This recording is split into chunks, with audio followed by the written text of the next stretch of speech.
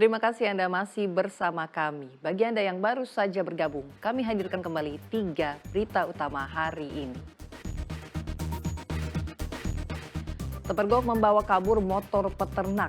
2 maling motor babak belur dihajar warga di Brebes. 2 pelaku yang memperkosa remaja putri secara bergilir di Pemalang diringkus polisi. Diduga karena terpeleset, pengendara motor tewas tenggelam di aliran sungai di Purworejo.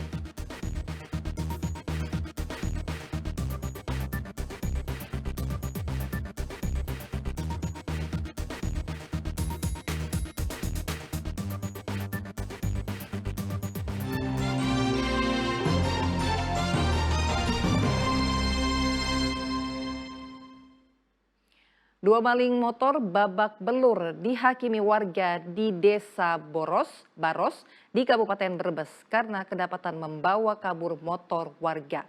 Kedua pelaku merupakan pemain lama yang kerap mencuri motor warga.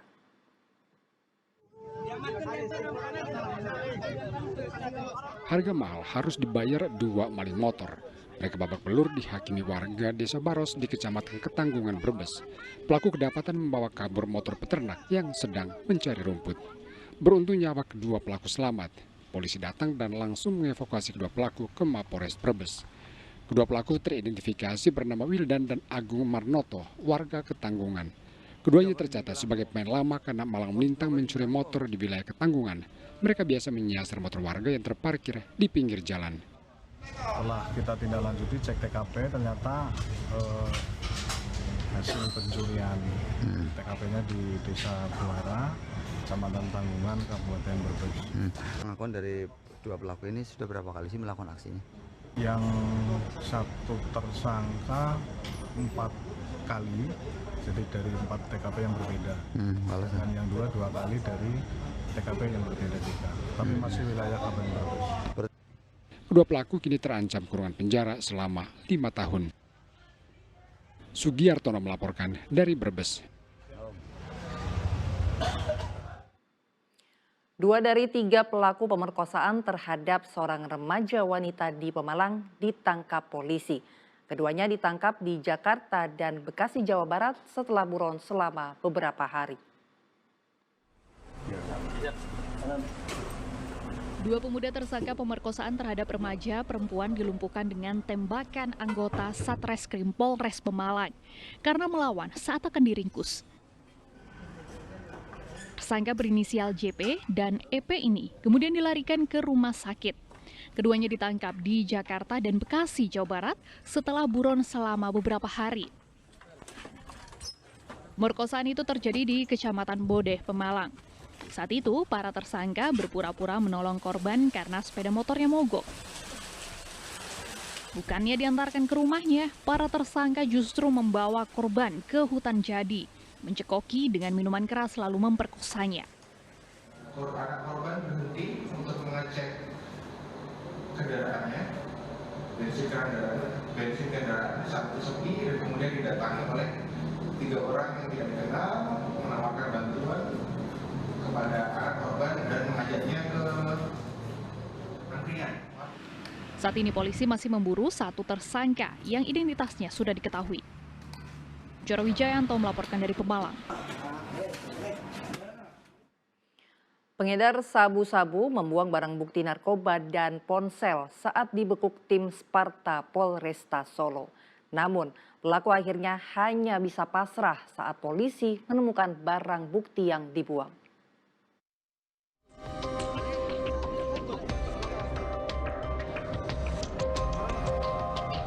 Pengedar narkoba ini tidak bisa berkelit.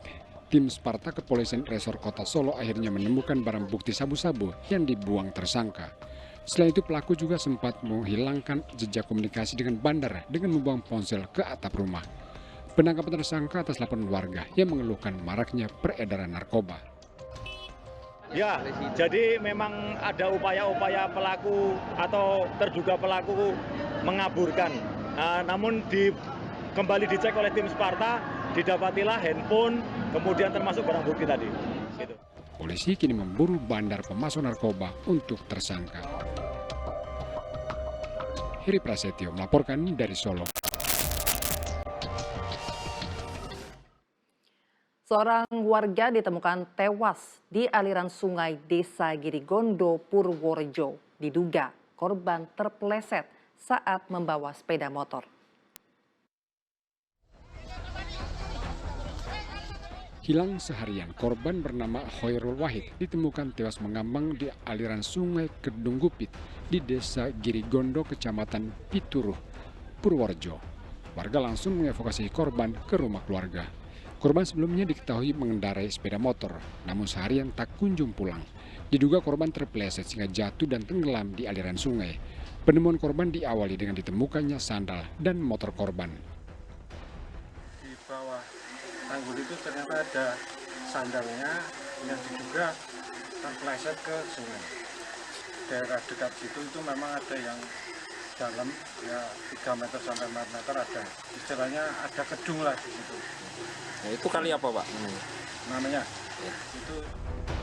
Korban dimakamkan pihak keluarga setelah tidak ditemukan tanda bekas kekerasan pada tubuh korban. Wahyudiono melaporkan dari Purworejo. Sejumlah rumah roboh akibat tertimpa longsor setelah Kabupaten Tegal diguyur hujan lebat. Sejumlah korban terpaksa mengungsi karena rentan terdampak longsor susulan. Hujan deras panjang hari Jumat pekan lalu menyebabkan longsor di sejumlah titik di Kabupaten Tegal. Salah satunya di Desa Cikura, Kecamatan Bojong. Longsor menyebabkan dinding rumah jebol dan rusak parah. Selain di Desa Cikura, 4 rumah lain juga roboh di Desa Soka Tengah, Kesuben, Harjosari Lor, dan Kelurahan Procot.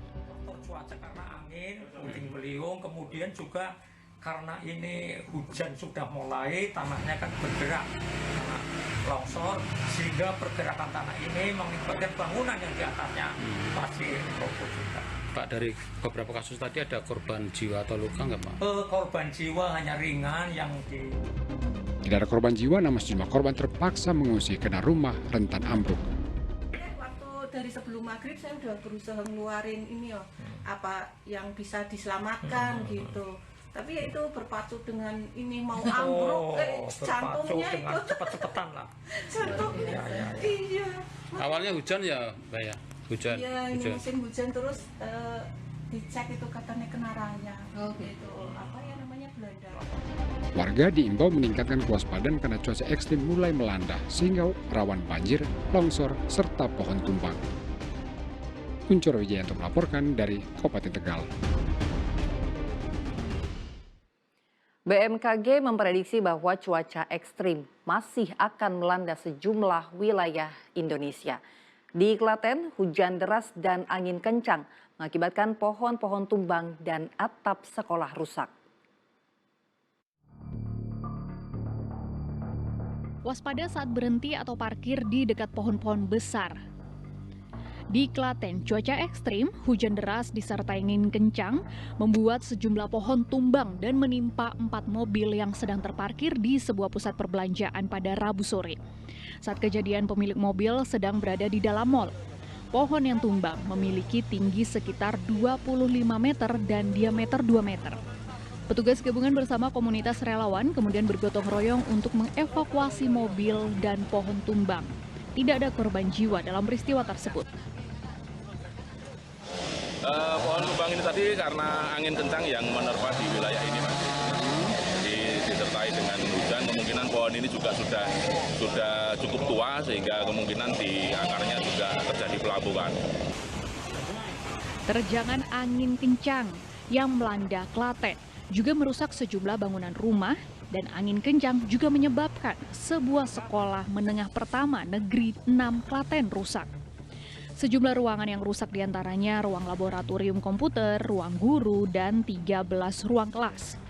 Kerusakan umumnya terjadi pada atap genteng yang terbang disapu angin kencang. Kondisi ini menyebabkan aktivitas belajar di sekolah terpaksa diliburkan selama 2 hari. Kalau kerusakan ruangnya karena ini angin itu berupa genteng yang rusak kemudian jatuh menimpa plafon, asbes. kemudian disusul dengan hujan, sehingga air menggenang di dalam ruangan, terutama yang ruang komputer, itu ada beberapa komputer yang terkena air hujan. Tidak ada korban jiwa dalam peristiwa tersebut. Kegiatan belajar mengajar terpaksa diliburkan selama beberapa hari. Krisna Agung melaporkan dari Kabupaten Klaten.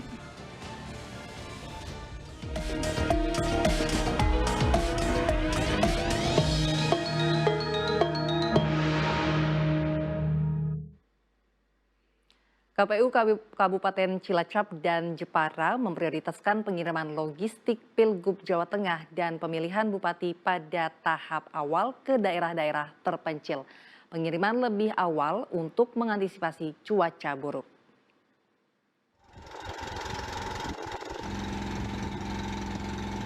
Dengan perahu nelayan, petugas KPU Kabupaten Cilacap mengawali pengiriman logistik pilkada ke Kampung Laut di Kecamatan Kampung Laut. Wilayah ini tergolong terpencil berdekatan dengan Pulau Nusa Kambangan. Wilayah ini hanya bisa dijangkau melalui jalur laut. Logistik meliputi kotak suara dan bilik suara. Perjuangan petugas KPU mencapai Kampung Laut tidaklah mudah. Selain ditantang gelombang tinggi, petugas juga butuh waktu lebih dari 2 jam untuk mencapai lokasi. Petugas kepolisian ikut mengawal proses pendistribusian logistik pilkada.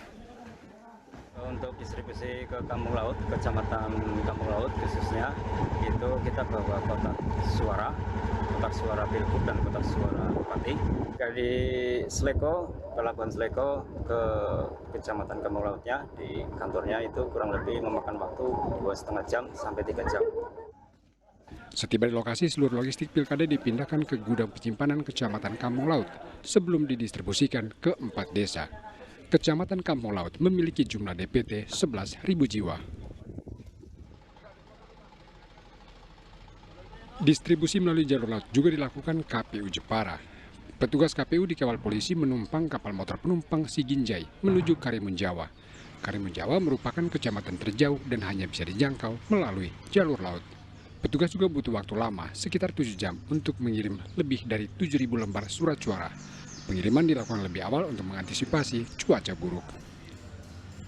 Diutamakan dalam pendistribusian logistik itu adalah wilayah yang jauh, wilayah yang pemiliknya banyak, lalu wilayah yang tingkat kesulitannya itu cukup tinggi, itu memang didahului supaya tidak terkendala apabila ada force majeure, itu logistik sudah tetap bisa sampai tempat tujuan di TPS H-1. Logistik selanjutnya akan didistribusikan ke 4 desa yang terletak di 3 pulau, yakni Pulau Parang, Nyamuk, dan Pulau Genting pada hari Senin dan Selasa. Kecamatan Karimun Jawa tercatat memiliki 19 TPS. Mardianto dan Arif Nur melaporkan dari Cilacap dan Jepara. Sejumlah anggota Polres Purbalingga menyualisasikan pilkada damai dan aman dengan menggunakan media wayang kardus. Ratusan warga di Kabupaten Purbalingga menonton pertunjukan wayang kardus. Bersama seniman lokal, anggota Satlantas Polres Purbalingga sengaja menggelar pentas wayang dari bahan kardus sebagai sarana ajakan pilkada damai. Dalam pementasan ini, dalangnya adalah seorang anggota polisi dari Polres Purbalingga. Cerita yang dimainkan dipilih cerita ringan sesuai dengan keseharian warga, serta bumbu humor dari sang dalang. Tak lupa ada edukasi agar masyarakat mengikuti semua proses pilkada dengan kondisi damai, tanpa permusuhan dengan warga lainnya. Yang di sini merupakan wayang yang tokohnya sendiri sudah diambil dari kehidupan masyarakat sehari-hari. Jadi ada Babin Kamtipmas, ada Babinsa, ada Pak Lurah, kemudian ada Linmas, ya, dan masyarakat sendiri yang ikut berkontestasi dalam perayaan pilkada di tahun 2024 di Kabupaten Purbalingga ini. Kegiatan ini sekaligus ajang pelestarian budaya bangsa. Sementara di Kota Salatiga, pada hari Sabtu lalu, ribuan warga mengikuti sosialisasi Pilkada Serentak 2024 di alun-alun lapangan Pancasila. Acara berjudul Salatiga Election Fest dimeriahkan dengan senam, jalan sehat, dan hiburan musik. Kegiatan ini diselenggarakan sebagai sarana sosialisasi pada masyarakat Kota Salatiga untuk ikut mensukseskan Pilkada Serentak 2024 dengan menyalurkan hak pilih di TPS untuk meningkatkan partisipasi. Ini bungkus dalam bentuk hiburan di mana musisi utamanya adalah artis Gilga yang kemudian itu bisa memiliki tujuan untuk menangkap ataupun memanggil warga masyarakat berkumpul bersama-sama untuk menerima pesan dari KPU dan juga bungkusan hiburan ini bisa menjadi kesan dan pesan bagi masyarakat untuk hadir dan memberikan hak pilihnya. Dengan acara sosialisasi secara langsung mengajarkan pada warga bahwa pilkada merupakan pesta demokrasi yang bisa dinikmati dengan suasana yang gembira dan damai. Yulianto dan Mardianto melaporkan dari Salatiga dan Purbalingga.